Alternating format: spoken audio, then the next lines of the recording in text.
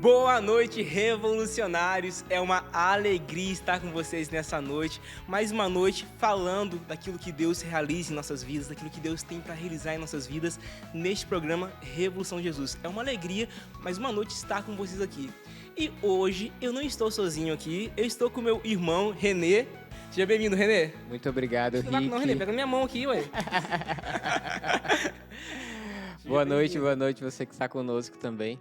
Uma grande alegria poder estar aqui mais uma vez, né, e falar de um tema tão importante. Não vou dizer qual é o tema ainda não, depois deixar você falar depois. Exatamente. Mas é uma grande alegria poder estar aqui hoje também e partilhar um pouco de vida, né? Faz parte da nossa vida também e partilhar a vida, né? Exatamente. Vocês já podem perceber que a gente tá ficando chique nesse programa, né? A gente tá com 2 seminaristas. Você percebeu que o Renê já veio algumas vezes que já prestigiar a gente com a presença dele. O Guilherme também, Razuki, seminarista da Canção Nova, veio prestigiar também e contribuiu com a gente. Então, o nível tá subindo. O clero... Graças a Deus, né? Graças a Deus. Padre, ó, já era. Temos 2 padres por Revolução Jesus, gente. Mas brincadeiras à parte, Renê, como você disse, é um tema que mexe com nossos corações, né?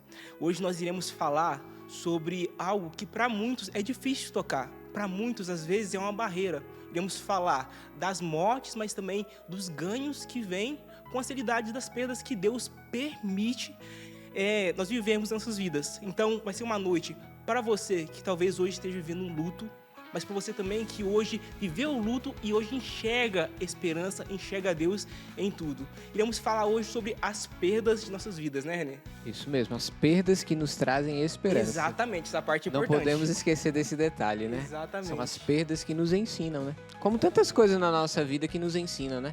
A gente precisa olhar para a nossa vida e encará-la como uma grande escola, né? Uma grande escola. Tantas coisas que a gente já viveu e que nos ensina, a nossa vida nos ensina, principalmente o sofrimento, né? A gente não gosta de passar pelo sofrimento, nem vai atrás dele, né? Ninguém vai atrás de sofrimento. Mas depois que a gente passa por ele, a gente aprende muitas coisas, né? E essas perdas faz parte desse grupo aí, que muitas vezes a gente não quer passar, não quer encarar, não quer viver, mas que no final das contas nos trazem uma grande esperança, né? Exatamente, Renê. E a gente tem a graça de ter aqui a presença de uma irmã incrível. Ela já veio partilhando um pouquinho com a gente aqui, já instigou o nosso coração em relação a esse tema. Seja bem-vinda, viu? Marilice, né? Gente, eu tava com medo de errar esse nome. Tava treinando Marilice, isso. Mas deu certo. Seja bem-vinda, Marilice. Obrigada. A esse programa. Sinta-se em casa. A Canção Nova é sua casa, né? Sinta-se à vontade de poder partilhar com a gente.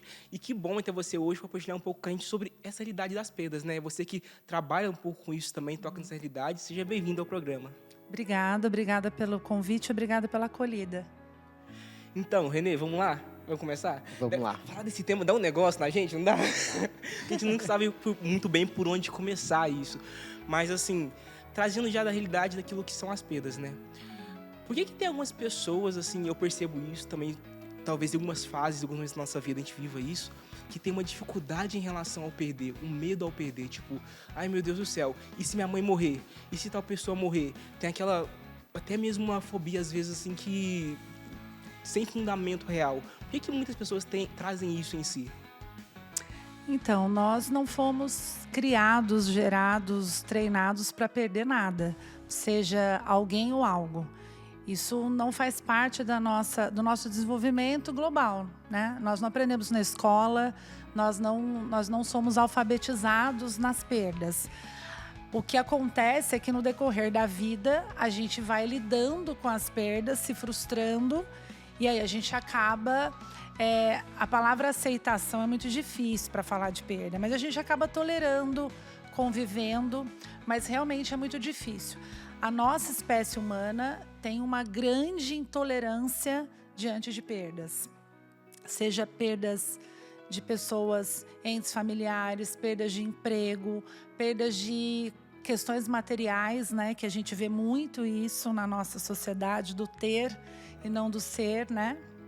Então, perdas é algo realmente muito frustrante para todos nós, independente da idade. Interessante, porque eu acho que sempre quando a gente fala das perdas que a gente vive assim, toca um pouco nas nossas seguranças também, né? Porque muitas vezes nossas seguranças estão em uma pessoa, estão em uma coisa, e muitas vezes perder essa âncora, essa segurança, esse pilar que nos garante algumas coisas, nos estabiliza.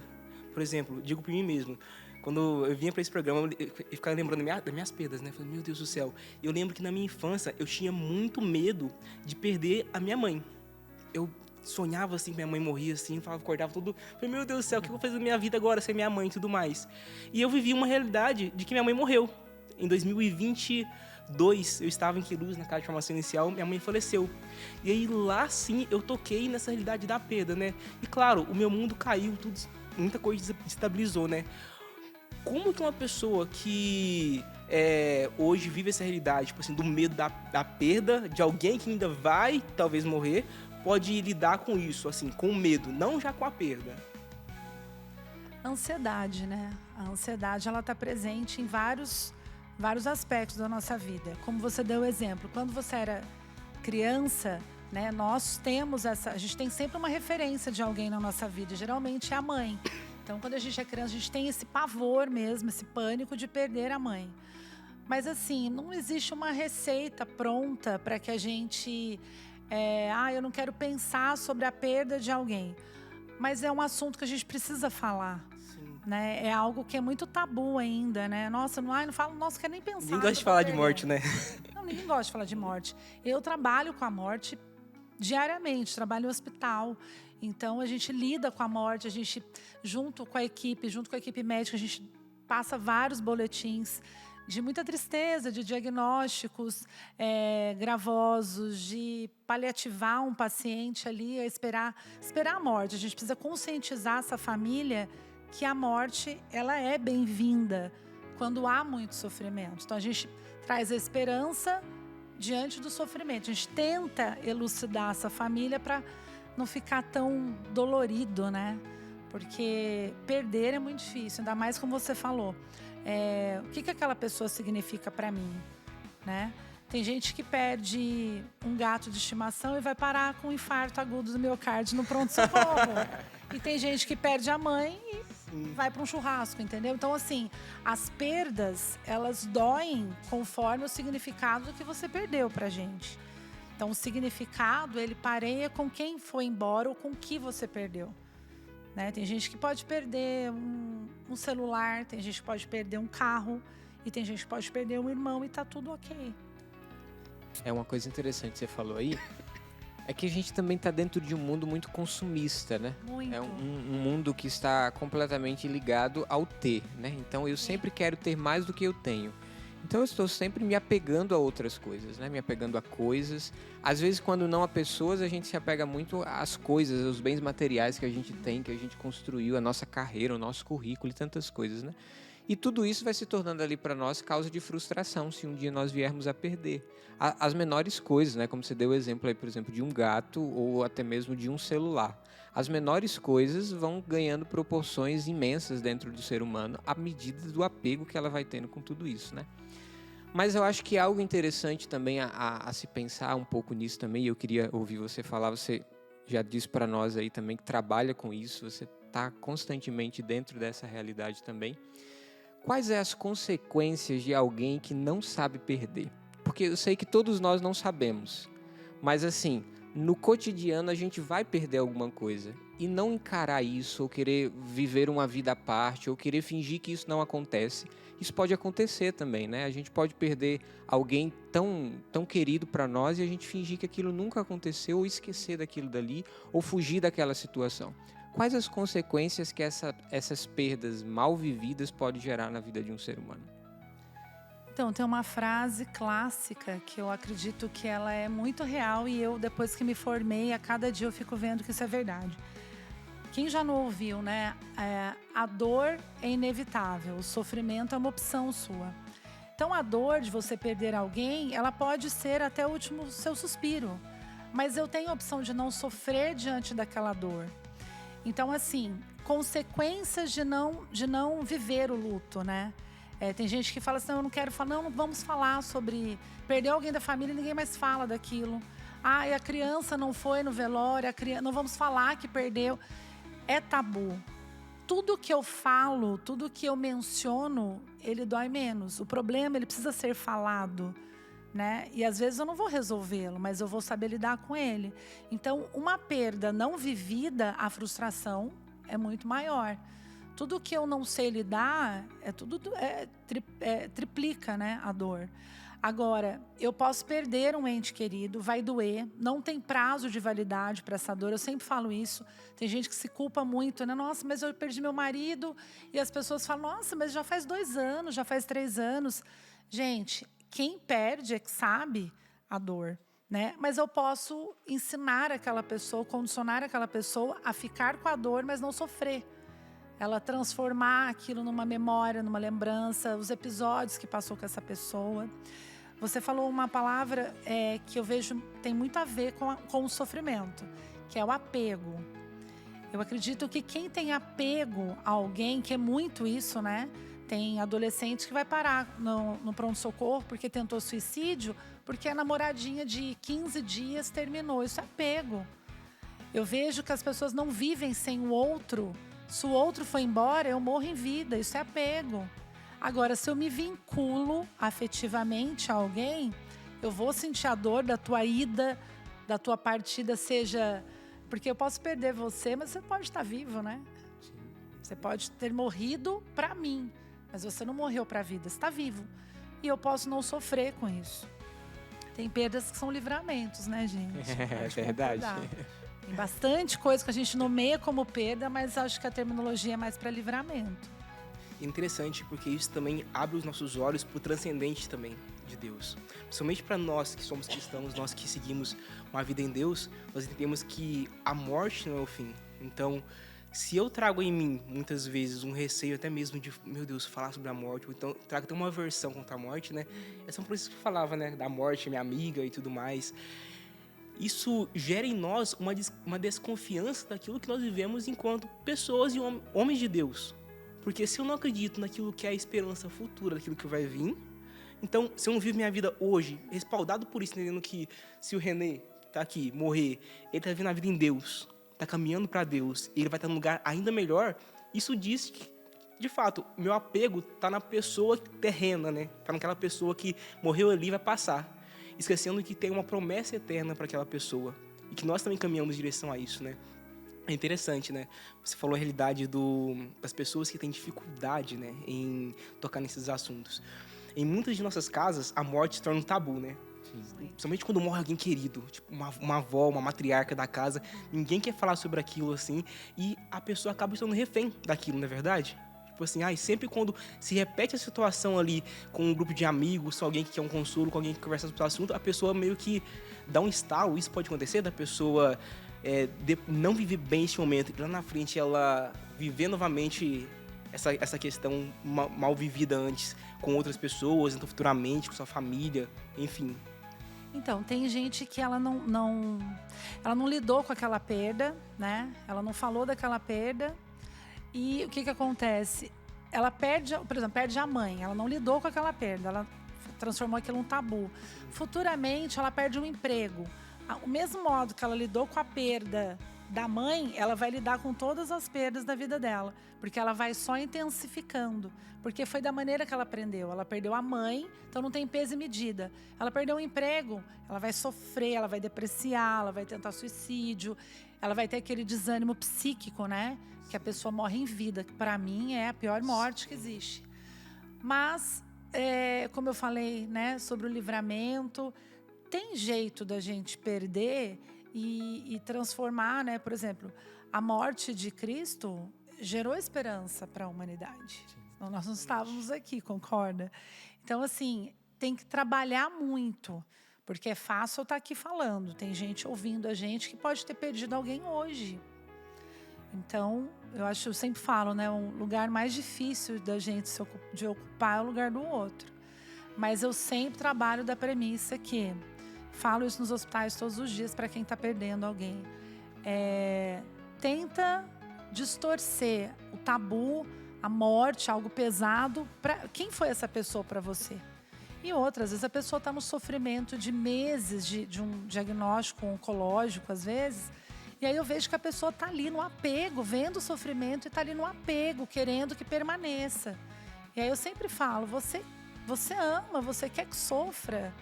Né? Então, e é muito interessante, quando a pessoa começa a entender que ela desapega, o paciente vai embora. Ele se autoriza a ir embora. Bem isso. Interessante, né? Pessoal, o papo tá incrível aqui, a conversa tá incrível. Nós estamos indo para um intervalo aqui na TV Canção Nova. Nós continuaremos sem parar lá no CN Plus. Então corre lá que eu te espero lá, viu?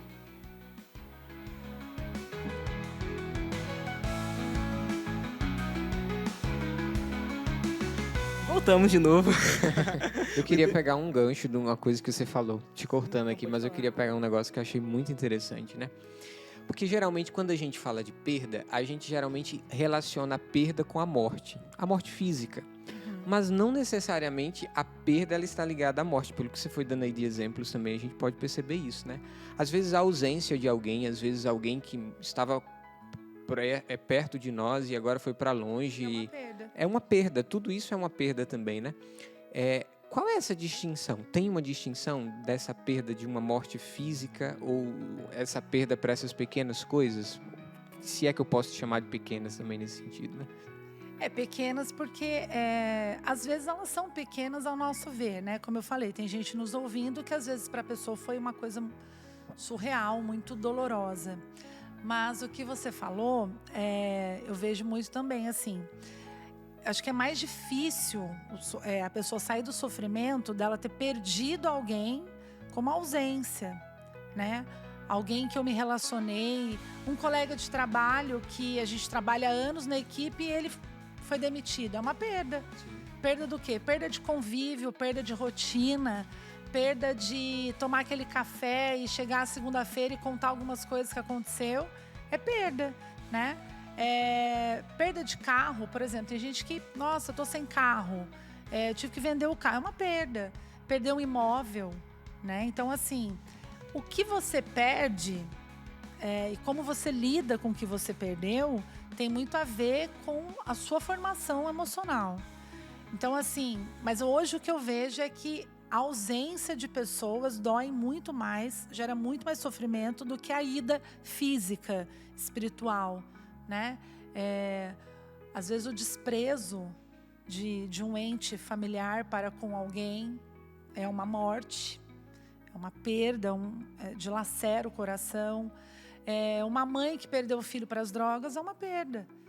E não é uma morte física, né? Mas eu falo, né, que para mim é uma morte em vida, né? Eu perder o ânimo de sair para ver o sol, de não enxergar beleza em nada. A depressão é uma morte, é uma perda da vida. Só que você continua indo o ciclo da vida. Só que você não vive. Você olha, até aquele olhar cinzentado, né? Eu tenho paciente que tá tudo ok, mas ele não enxerga que tá tudo ok. Tá vivo, mas a coisa não... Você falando desses pacientes, né? Eu fico me perguntando aqui, meu Deus do céu, como deve ser pra você viver isso, né? Como foi o começo da caminhada, quando você percebeu, assim, que Deus te encaminhava para este movimento de trabalhar com pessoas nessa realidade? Como que é pra você de forma pessoal, todos os dias, não sei, ou recorrentemente, trabalhar com a morte, com esse fato? Então, ainda hoje me aconteceu, eu cheguei no hospital e eu fiquei sabendo que uma colega nossa de trabalho perdeu o pai. E eu não acompanhei final de semana os status e tal. E aí eu fui até aquela coisa tradicional de velório mesmo. E aí eu cheguei, aí eu fui com outras colegas de trabalho. E aí eu sentado olhando, né, aquela coisa tradicional, cultural de velar, né? E aí eu pensei, nossa, como eu lido com a morte do outro tecnicamente muito bem, né?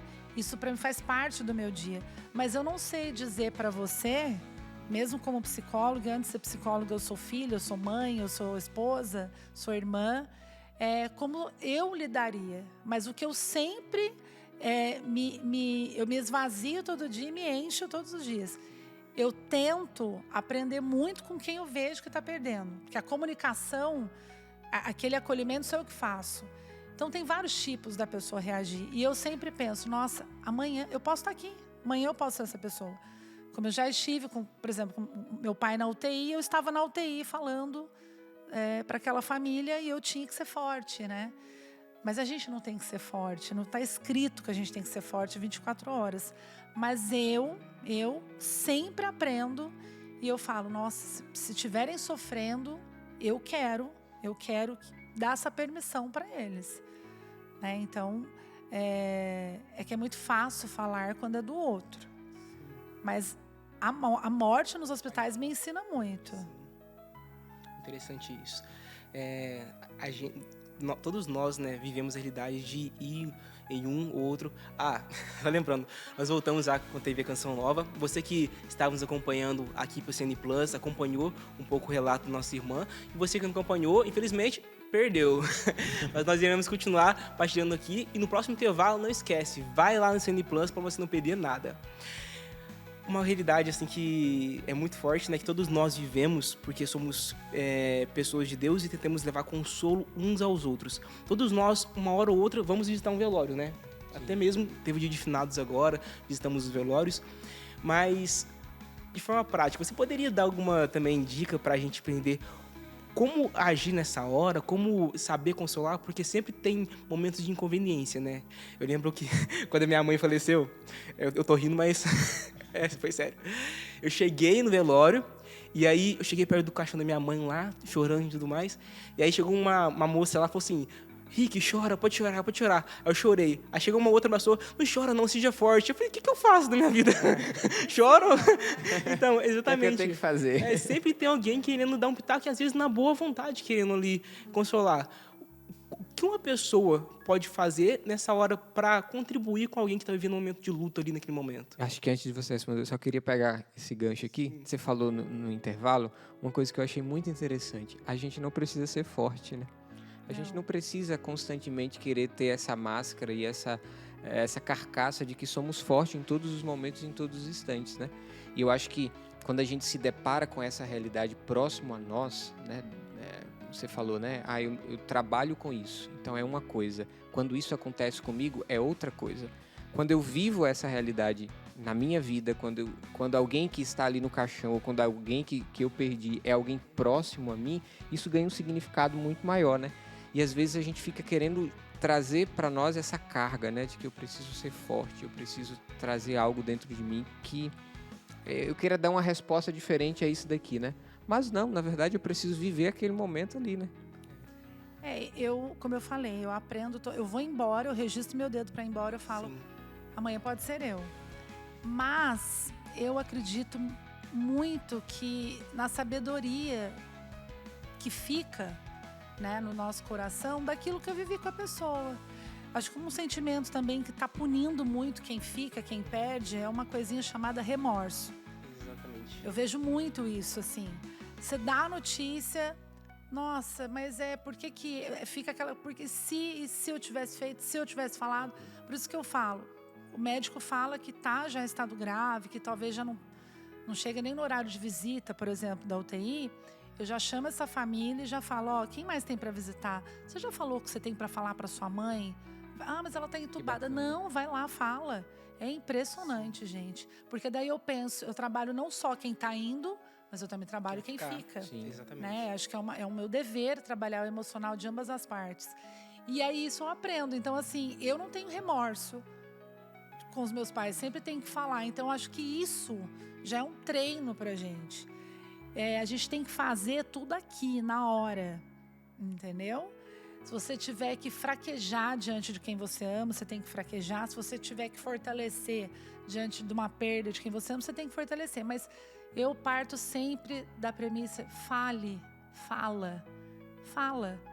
Eu tive um caso no hospital eu sempre menciono esse caso nas minhas palestras, principalmente suicídio. E esse rapaz ficou conosco lá 9 meses. De um suicídio, que para ele deu muito ruim, né? E aí ele ficou 9 meses. E ele ficou 9 meses, praticamente assim, 5 meses na UTI, depois ele saiu e nada fazia com que ele evoluía, nada. E os médicos falavam, olha, não tem mais o que fazer, eu não sei, que ele não quer ir embora. E aí tinha uma pessoa da família que nunca tinha ido mais lá. Por conta da atitude dele de suicídio, essa filha não o perdoou, enfim. E eu fiquei insistindo para essa filha durante meses, mas eu não tinha entendido a história, né? Pra gente acolher, a gente tem que entender. E aí eu a chamei e falei, olha, acho que tá na hora, 9 meses no hospital, você não tem que falar alguma coisa e tal, e enfim. Aí combinamos a visita, era uma moça cadeirante, e aí ela entrou no quarto do pai dela, era 1h30 da tarde e 1h30, de um setor da clínica médica. E 1h30 eu faço horário de visita da UTI. Então eu deixei e fui embora para a UTI. E aí tô lá com as famílias da UTI e tal. Depois fui tirar meu horário de intervalo. Tô vendo uma movimentação, tô vendo a enfermagem indo pro necrotério. Aí eu falei, ué, não fui chamado, o que será que é, né? Aí era ele, foi embora. Porque ela deu permissão, porque o remorso foi remoído, foi dissolvido e foi perdoado, né? Eu acho que perdão, né? Tem até uma associação fonética, tem tudo a ver.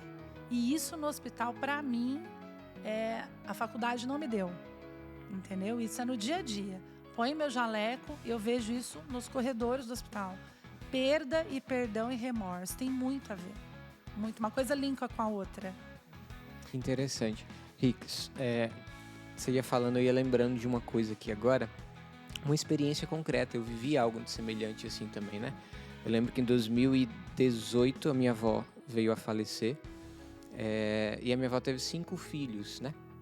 E desses 5 filhos ali que ela tinha, todos tinham proximidade, né? Só um que morava um pouco mais distante, mas todos os outros eram próximos. Então tinha um contato ali muito grande com ela também. E devido a uma queda, ela caiu, bateu a cabeça, formou um coágulo ali, teve que fazer uma cirurgia, ficou na UTI e dali ela não voltou mais à consciência. Então ela ficou ali, durante muitos dias, né? Eu lembro que ela ficou cerca de quase um mês ali na UTI e o quadro dela não evoluía nem regredia, ela sempre ali naquele coma ali e nada ia para frente, né? Enquanto o último filho não foi lá e deu um perdão a ela não foi. É muito comum. Eu fiquei assim impactado com a história, porque de fato eu vi acontecer dentro da minha própria casa, né? Eu ia ali todos os dias, constantemente visitava minha avó ali também naquela situação. E enquanto o último não chegou lá e deu a ela um perdão de várias coisas da história e tudo mais, né? Mas enquanto não deu o perdão, ela não descansou em paz. E eu fiquei pensando ali, meu Deus, como esse mistério da morte ele é grande, né? Como, de uma certa forma, a minha falta de perdão ou, de uma certa forma, aquilo que eu não vivi bem, pode reter o outro, né? O outro pode estar esperando por isso também ali para poder descansar em paz, né? Aquela situação me levou muito à reflexão nesse sentido, né? E me fez também olhar para a vida com um olhar diferente, né? Uma coisa que você falou também que eu achei muito interessante, né? Aquilo que a gente precisa fazer, a gente tem que fazer agora, né? Se eu tenho a oportunidade de falar, que eu tenho que falar agora, né? E você falou de descansar em paz. Às vezes tem alguém vinculado, alguém daqui, que se você for em vida, né, perdoar, falar, ela vai descansar em vida. Né? O descanso, ele não é só da morte. O descanso emocional, eu acredito que é a maior prova de vida para um ser humano. Porque é como eu falei, né, no primeiro bloco. Quanta gente está morta? Sim. Morreu em vida. Né? Então, e às vezes por conta de um outro. Sempre é por causa de um outro. Né? E a questão do filho, né, que chegou lá para dar autorização para sua mãe, para sua avó ir embora... isso é vínculo, né? Isso é vínculo, isso é laço consanguíneo. Apego é bem diferente. Esses adolescentes, eles têm pavor de perder pai e mãe, porque o sentido do pai e mãe, eu atendo muito adolescente, é em volta do que me fornece. Então, vou perder o meu fornecimento, do meu celular, do meu colégio, do meu quarto. Como é que eu vou fazer? A primeira coisa... Se você perder sua mãe, nossa, é sempre uma coisa material. A primeira ligação de pensamento que eles têm é algo material. Quanta gente ainda não está nisso, né? Porque quantas matriarcas ainda sustentam uma família?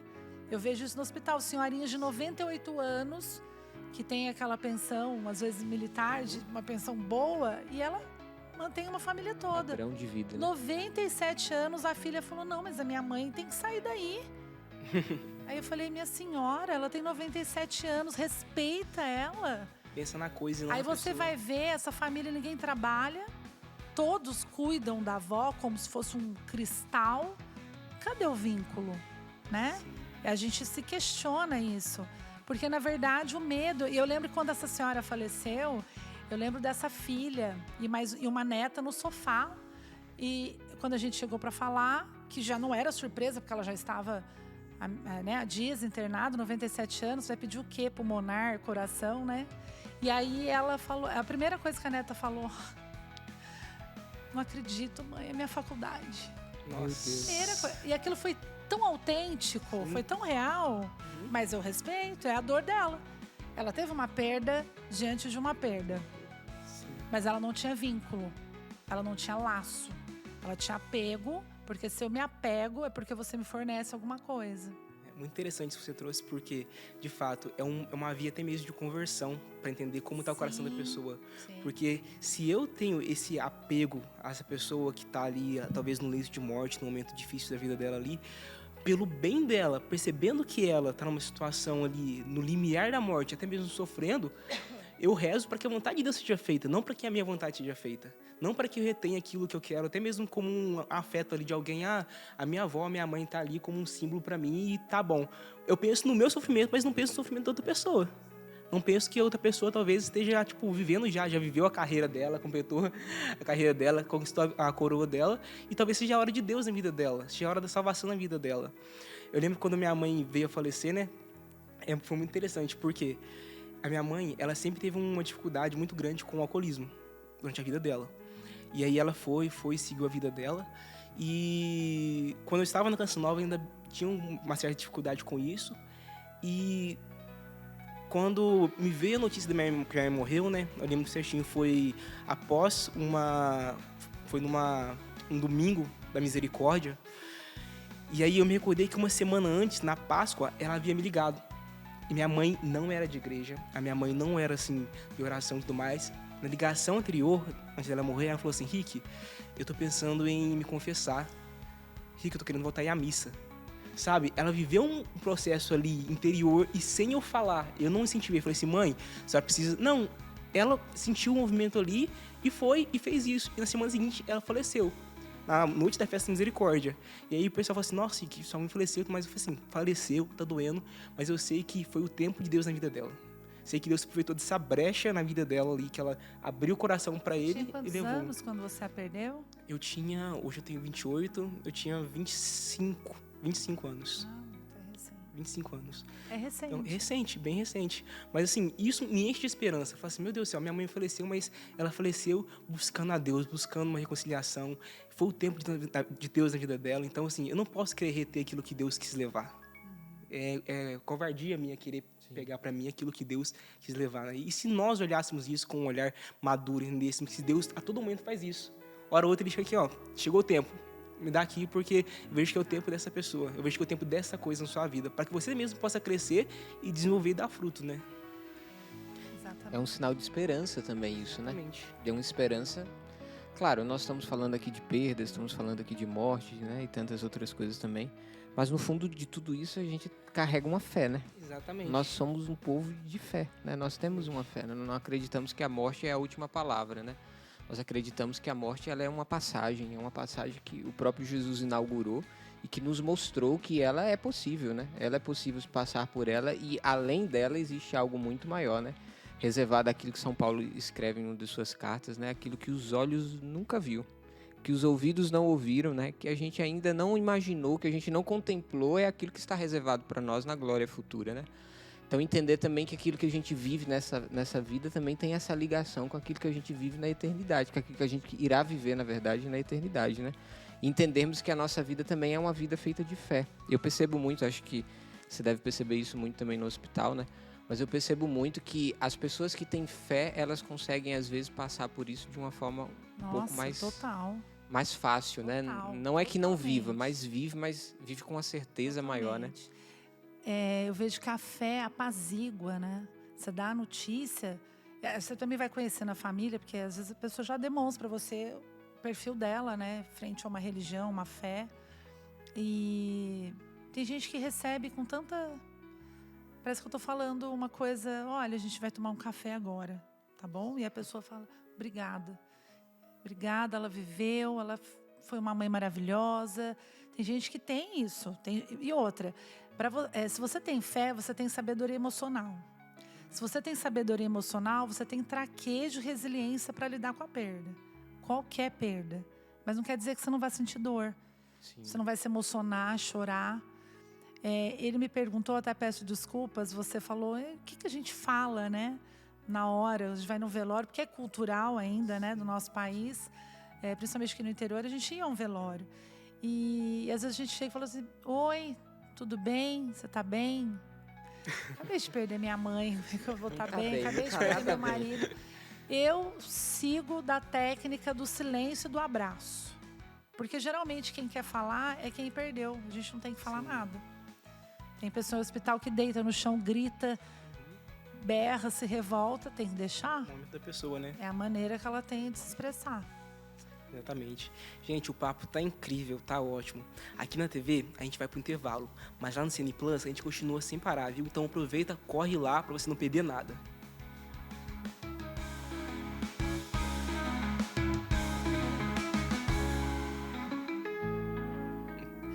É interessante o que você falou, né, sobre a reação das pessoas, né? Porque a gente, de fato, nunca sabe como vai ser, né? A reação, assim, na hora, assim, tipo, se vai gritar, se vai espernear e tudo mais. Pra mim, eu, de forma particular, tenho muita dificuldade em velório, cara. Eu não sei o que fazer na hora, assim, tipo, eu tenho muita dificuldade mesmo de chegar na hora lá. Você vai falar... Eu sou do interior, né? Lá tem mania, não sei se lá na cidade vocês também tem, de ter café no velório. Cafezinho lá. Passar a madrugada, sempre num café. Exatamente, tem uns cafezinhos lá e tudo mais. Mas eu nunca sei muito bem também o que falar. Sempre quando eu me deparo com a realidade de ir pro velório, eu chego lá e também abraço. Mas eu acredito que quem perdeu quer ver você. Exatamente. O que importa, nossa, o Rick veio. É a presença. Nossa, ele trabalhou comigo Perceber há que 10 foi anos atrás, ele veio. Sim. Isso aí marca muito. Foi o que eu vi hoje. Né? Eu dei um abraço, falei assim, nossa, olha, eu guardo muito, nossa, eu valorizo muito isso, viu? Obrigada. Sim. Eu fui, dei um abraço e saímos, né? E acho que quando acho que o abraço, ele transmite uma carga verdadeira, né? Porque você não precisa falar, a pessoa só vai sentir. E eu acho que favorece muito quem perde alguém ou perde algo, né? Não pode esquecer também das perdas materiais de algo. Às vezes, até no âmbito da fé, às vezes a gente quer chegar num lugar como um velório, por exemplo, e a gente quer consolar, e a gente quer usar de palavras para isso, né? E a gente quer tentar dizer assim, aí a gente... É uma palavra de Deus. É uma palavra de Deus, aí a gente quer dizer assim, não, mas não fica assim. Não. A gente precisa entender que, de fato, a fé nos garante uma eternidade, ela nos fala de uma vida, de um céu, ela nos fala de algo que vem depois da morte, mas eu preciso entender que naquele contexto, às vezes, não cabe. E a estrutura emocional daquela pessoa também não é capaz de acolher naquele momento aquilo dali. Existem coisas que só o tempo vai ensinar, né? É audacioso da nossa parte, como falaram para ele, né? Não chora, não fica assim. Por quem sou eu para dizer para você não ficar assim? Tem palavras que elas são bonitas para quem está falando, mas elas não confortam quem está ouvindo-as. Né? E a gente tem uma certeza do que a gente fala, mas o que você está ouvindo? Né? Então, não chora, não fica assim, imagina. Né? Sempre frisado o significado. Né? Nós temos um exemplo, como eu falei, de alguém que perde um gatinho, que já aconteceu, de uma senhora que perdeu o gatinho dela e parar no pronto-socorro. E eu lembro que estava na mesma época daquele caso da Christiane Richthofen, né? Que todo mundo conhece. Então, ela matou a mãe dela e foi numa balada. Significados, né? Então, e aquilo lá era uma história muito real de apego, né? Eu estou dando um exemplo porque, assim, tem pessoas que podem perder um marido e trabalham no outro dia. Pode perder um filho, né? Até porque, se você ficar com a vida ociosa, aquela pessoa que você perdeu, ela vem com mais frequência na sua memória, né? Então, cabeça e coração preenchidos. E nós voltamos com o nosso programa Revolução Jesus, gente. Tá incrível a noite aqui. Nós começamos falando um pouco sobre o luto e, claro, tendo como pano de fundo a esperança, porque nós somos homens e mulheres que vivem para novos céus e novas terras, né? Então nós cremos que passando essa vida tem algo além, algo maior, né? Mas ainda, continuando essa vida, né? E depois da morte, beleza, a pessoa viveu o pré-morte, viveu a hora da morte. Como recomeçar? Como dar os passos? Porque também fica aquela lacuna familiar na vida da pessoa. Por exemplo, se morreu um familiar ali, se morreu um filho, um marido, o espaço da pessoa durante um tempo vai ficar. Como que a pessoa pode ir se ajustando? Claro, não tem um tempo determinado, porque cada um é o único, vive a sua particularidade, mas como que a pessoa pode dar passos para poder, pelo menos, progredir na vida, recomeçar a partir dessa perda, né? Então, a revolta, ela faz parte, né, do luto.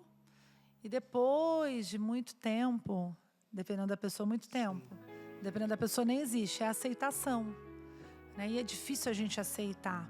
Então, eu acredito que a palavra aceitar também é uma audácia também você pedir. Sim. Eu acho que tolerar, eu vou tolerar a sua ausência, né? Eu vou olhar para o guarda-roupa, eu vou ver as suas roupas, mas tem a memória olfativa, né? A memória olfativa é o clichê de quem perde. Acho que é o tiro no coração. Eu escuto a memória olfativa. Eu senti um cheiro que me remete àquela pessoa, né? Então, torna-se uma nostalgia, né? Tem gente que nem desarruma o quarto, né? Fica o quarto da pessoa lá, sem mexer, sem ninguém entrar, né? Então, tem gente que cultiva a mesma rotina da pessoa. Só que eu não estou dizendo que é certo e nem errado, né? Já me perguntaram, minha mãe perdeu meu pai já faz 5 anos, ela deixa a toalha que o meu pai usou, ela deixou no mesmo lugar. Se aquilo está deixando ela sobreviver sem sofrer, então, assim, a receita pronta não existe, né? Agora, eu preciso aceitar que não está mais aqui. Porque tem gente que não vive mais que a pessoa foi embora. E isso é doentio. Isso é muito doentio. Depressão. Às vezes você perde alguém por suicídio. Então, além da morte, a tipologia da morte é muito pesada, né? Você perdeu um ente querido por suicídio. Então, assim, além da dor, fica aquela incógnita, aquela interrogação. O que eu não fiz? Ou o que eu fiz? Né? Porque toda pessoa que suicida, ela quer punir alguém, né? Então, será que sou eu? Então, assim, gera muito mais sofrimento. Aí, nesse caso, realmente é muito mais difícil. É muito difícil também quem perdeu, eu tô despedindo de você, tchau. Nossa, sofreu um acidente, esses acidentes, por isso chama acidente. A morte repentina também é muito inaceitável. Eu vejo que quando o paciente já está no hospital há meses, é mais fácil você ir digerindo, né, a ideia.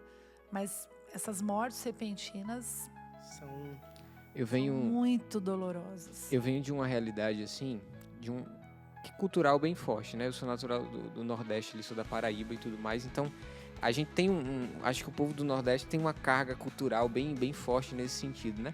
E todas as vezes que fala de luto, me remete a uma lembrança que eu tenho lá atrás, de uma experiência que eu tive a oportunidade de ver, assim, nesse sentido, né? Eu lembro que uma vez eu perguntei, assim, acho que criança ainda, eu perguntei, tinha uma senhora, tava toda de preto, indo pra igreja, e aí eu perguntei por que ela estava de preto ou alguma coisa assim, e a minha avó ali do lado me respondeu assim, é porque ela está de luto, porque o esposo dela faleceu. 7 dias, né? 7 dias ali, e ela ficou 1 mês, né? Foi 30 dias ali, só vestindo preto. Eu lembro que no interior mesmo, onde os meus pais hoje têm uma casa e tudo mais, né? Se tem muito essa questão cultural, por exemplo, alguém morreu, colocar uma faixa preta na porta da casa daquela pessoa. Algo assim, né? E muitas vezes eu associei o luto a esses movimentos externos. O luto é simplesmente tipo a roupa preta que eu estou vestindo, o luto é aquela faixa preta que está na janela da casa, ou algo nesse sentido, né? Eu acho que eu voltaria um pouco, além da sua resposta, eu voltaria um pouco e te faria uma pergunta básica e comum. O que é um luto? O que é viver um luto? Olha, se eu for comer alguma coisa aqui na frente de vocês, eu vou primeiro introduzir na minha boca, eu vou mastigar, eu vou deglutir e eu vou digerir, né? Então, assim, esse é o processo de você perder alguém. Eu preciso mastigar, eu vou pensar, ela morreu? Por que ela morreu? Se ela estivesse aqui, como que foi? Né? Como que eu vou ficar? Eu tô aqui viva, eu tenho pessoas que dependem de mim, dessa pessoa que foi embora. E aí eu vou digerindo aquilo. Porque o luto, essa questão cultural que existia antigamente, da mulher ficar, da viúva, né? ficar com véu e tal. Eu acho até que era mais saudável, pode não parecer, mas pelo menos ela vivia o luto, né? Hoje não, nossa, não pode falar. As pessoas eram veladas em casa. Hoje, imagina, não se vela ninguém em casa porque é sombrio, é fantasmático, né? Vai ficar a alma da pessoa penada. Na minha cidade ali. até hoje ainda é em casa. Então, e eu acho muito digno de uma pessoa que viveu naquela casa, ela ter o direito dela ficar ali, né? Ser velada ali. Mas eu acredito que as pessoas dessa cultura aí, bem restrita ainda, né? O mundo está muito moderno, elas viviam muito mais o luto do que de agora. Porque hoje ninguém pode falar de perda. É todo mundo uma sociedade muito mimimi, né? Uns adolescentes muito frágeis, seres humanos muito frágeis. Então, viver o luto é você sentir que aquela pessoa não está mais. E você deglutir a ausência de alguém é muito amarga, né? É encarar a situação, né? Resiliência. Encarar. A perda está aqui, estou sangrando e vou caminhando. Jesus não foi caminhando? Caminhou por várias, Maria assistindo, ele sangrando, ele foi enfrentando, né? E o Rick também falou sobre alguém perdeu alguém. Como é que eu substituo aquela pessoa? Às vezes não tem substituição. Tem lugar, né? Não é um time que eu substituo um jogador. A pessoa é única, né? A pessoa é única. A pessoa é única.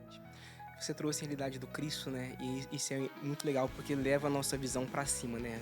Eleva o nível. Você vive de forma concreta isso, né, no dia a dia, mas o René perguntou isso também, mas quero um pouco mais a fundo também, né? Você vê de forma concreta essa mudança em relação à pessoa quando ela perde, porque, claro, quando a pessoa perde alguém em casa, sempre ela vive alguns extremos, né? Às vezes se revolta com todas as realidades, se revolta consigo mesmo, ou com alguma realidade, com o pai, com a mãe, enfim.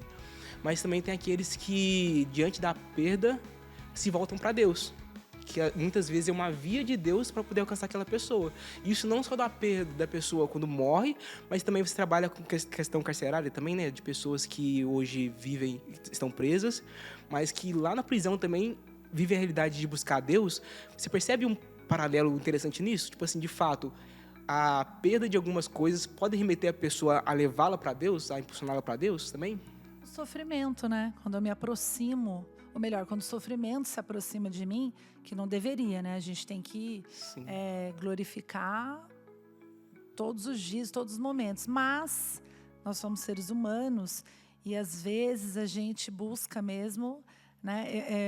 Esses dias eu ouvi um post do padre Fábio de Mello falando assim: eu queria que a humanidade buscasse Jesus como busca um carregador de celular, quando o celular está acabando a bateria.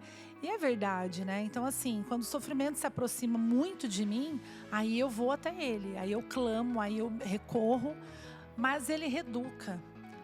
Sofrimento, ele reeduca. E eu acredito que a pandemia, ela esbarrou na humanidade, mas ela não reeducou muita gente, né? Por exemplo, a pandemia a gente estava atrelado ao quê? À morte. Sim. O que nós ouvimos? Sobre a morte, que a humanidade ia morrer, o vírus ia, né, matar todo mundo. Então, e qual foi a época que menos se teve casos de suicídio? Na pandemia. Isso é a prova de que quando a morte chega perto da gente, a gente tem medo, cai, né? A ficha cai e a gente quer viver, muito pelo contrário. Abre pra vida, né? Se abre pra vida. E aí você dá aquele, né? É interessante isso, acorda. Porque parece que quando chega essa hora da morte, né? Parece, eu nunca quase morri, né? Mas que a gente ouve assim, a gente percebe, né? Com as pessoas quando estão nessa realidade, né? Parece que naqueles últimos dias começa a se brilhar mais, ficar mais evidência aquilo que de fato tem valor. Porque assim, a pessoa enquanto tem vida, ela tem várias possibilidades, mas no momento que você tá ali, você sabe que daqui a alguns meses você, sei lá, tá com câncer terminal, você começa a avaliar o que de fato tem peso na sua vida. Você começa a avaliar o que de fato é transcendente, o que de fato passa, quem de fato tá ali e que... Quem de fato, né? Exatamente. Quem? Isso. Então a morte, ela nos coloca nessa parede com a realidade de falar assim, cara, de fato agora é a vida real. Não é aquilo que eu vou ser, mas aquilo que eu tô sendo agora e que é o concreto da vida. Então, às vezes a gente faz coisas tão banais no nosso dia a dia, né? Escovar um dente, ir ao banheiro, fazer esse gesto aí que você está Uma fazendo, água. beber uma água. Quando a gente se depara com as dificuldades básicas da vida, a pessoa se atrela, fala, nossa, como eu reclamava, como que eu não dava valor, né? Então, assim, caminhar, gente, amputar um membro, né? Trabalhar um paciente que, olha, você vai subir para o centro cirúrgico, eu tenho que trabalhar que você vai perder tua perna, vai amputar. Gente, a primeira coisa que a pessoa fala, nossa, eu quero correr, eu quero andar, eu quero correr, eu quero subir escada, entendeu? É a primeira coisa. O sofrimento encosta em você, você aciona para tudo aquilo que você não queria fazer com aquilo que você tinha. Aí a perda vem, né? Aliás, tem frase também que diz, né? A gente só dá valor quando perde. E é muito real isso. É muito real isso. Olha, eu acho que a gente podia ficar aqui a noite toda. Cara, tem conteúdo aqui pra... Meu Deus. Tem assunto pra render uma noite toda, mas estamos chegando ao fim. Mas eu acho que algo muito importante que eu saio mesmo daqui com o meu coração assim preenchido pela conversa que a gente foi tendo nesse sentido, é porque isso valoriza a vida. Acho que uma das coisas que a gente chegou, acho que foi caminhando, chegou aqui no final, acho que podemos dizer que isso aqui é uma conclusão, né? De fato, nesse sentido, né? A gente falar sobre a morte não é gerar medo, mas é nos preparar para viver bem, né? Como você falou aí, a pandemia, esse dado da pandemia, por exemplo, eu não sabia. Para mim foi a questão do suicídio na pandemia, né? Diminuiu. Eu não imaginava isso também, mas olha que interessante, né? Quando a gente se depara, quando está próximo a nós ali essa realidade da morte, da perda, né? A gente dá valor à vida, né? A gente dá valor a quem está do nosso lado, a gente dá valor à pessoa que mora conosco, à pessoa que trabalha conosco. A gente começa a viver tudo de forma intensa. As coisas né? começam a... As mínimas coisas ganham significados, né? E a gente dá essa vivência, né? Pode falar. Como você falou, né? De valorizar algumas coisas que a pandemia nos trouxe. O que foi primeira ordem mundial para todo mundo? Ficar em casa. Ficar com quem? Ficar com a sua família. E a família estava o quê? Morta. Sim. Então, assim, a pandemia, ela veio para ensinamento. Algumas pessoas não aprenderam, mas eu acredito que muita gente aprendeu assim, nossa, eu estou olhando para o meu irmão, nossa, meu marido não era assim, nossa, estou observando meu filho. As relações tornaram-se mais vivas. Quanto mais vivas as relações, mais conflitos temos. Mas se eu tenho conflito é porque eu estou viva, né? E nada de relacionar a morte com algo sombrio, né? Exatamente. É cultural nosso isso. Sim. Entender que tem uma esperança por trás, né? 2 segundos. Vou te dar 2 segundos. Jogo a palavra para você. 2 segundos. Hoje eu ouvi uma história até engraçada. Um dos seminaristas estavam conversando lá em casa também, estava falando de uma historinha que o Dom Henrique Soares contou certa vez, né? Ele disse que uma vez chegaram para ele dizendo assim, nossa, Dom Henrique, tá vivendo só no espírito. Aí ele disse assim, não, quem vive só no espírito é Satanás. Jesus Cristo se fez carne, então a gente vive no espírito e também na carne. Porque a gente também vive na carne nesse sentido, né? E eu acho que a grande lição que o programa, eu concluo dessa forma, né? Acho que a grande lição que o programa nos dá hoje, e ao falar sobre isso, ao falar sobre as perdas, ao falar sobre o luto, ao falar sobre a morte, é justamente essa, né? Nós precisamos entender que nós temos uma fé, acreditamos em Jesus Cristo, que se encarnou, e esse mesmo Jesus Cristo que se encarnou também nos ensina a ser gente, nos ensina a viver essa vida, né? Ela tem valor. Com certeza. E a gente precisa aproveitá-la também, né? Então, aproveitar com quem está ao nosso lado, aproveite aí com quem vive com você, aqueles que você tem a oportunidade de amar, de dizer que te ama, e aí tantas outras coisas que você tem a oportunidade de fazer e de mostrar, né? Eu acho que é a melhor forma que a gente tem para poder viver bem a nossa vida e lá na frente a gente não colher consequências drásticas. Pode me dar um milésimo de segundo? Te dou um milésimo de segundo. Quero falar que eu amo o Arthur, a Alice e o Michael, meu marido. Que bênção. Dá tempo. Gente, o programa de hoje foi incrível, né? Foi demais. Deus fez muito, Deus falou muito e continuará falando, porque é um tema que transcende, que vai além, né? Brevemente, vou pedir pro produtor mais um minutinho ali. O que você falaria hoje para alguém que está em casa e que vive atualmente uma situação de luto? Para essa pessoa que hoje passa por isso, para que ela, de fato, possa viver bem isso à luz da vida e à luz de Deus? Então, as pessoas não são... às vezes não dá para substituir, mas assim, a memória daquilo que você viveu, tenta transformar em presença de memória, de recordações boas. as pessoas, às vezes, elas só permanecem infinitamente, perpetuamente nos nossos corações. E fazer da ausência a presença na memória. Acho que esse é um bom caminho para você não sofrer, porque doer dói mesmo e a dor é saudável, a dor é bem-vinda para o teu crescimento emocional. Amém, muito forte. Muito obrigado, viu? Fantástico. Imagina, Foi eu que incrível, obrigado agradeço. pela contribuição. Renê, muito obrigado também. Eu que agradeço. Deus abençoe, viu? Agora apertei sua mão. Agora apertou. No começo eu deixei no vácuo, mas agora apertou. E o Renê, como eu disse, nosso seminarista aqui, vai continuar com a gente nos programas, viu? Seja quiser, sempre bem-vindo. tamo Seja sempre bem-vindo também. A casa é de vocês, viu? Obrigada. E povo de Deus, a gente fica com mais um Revolução Jesus. Semana que vem, às 22 horas, nós estaremos aqui de novo. Quero te ver, viu? Até mais.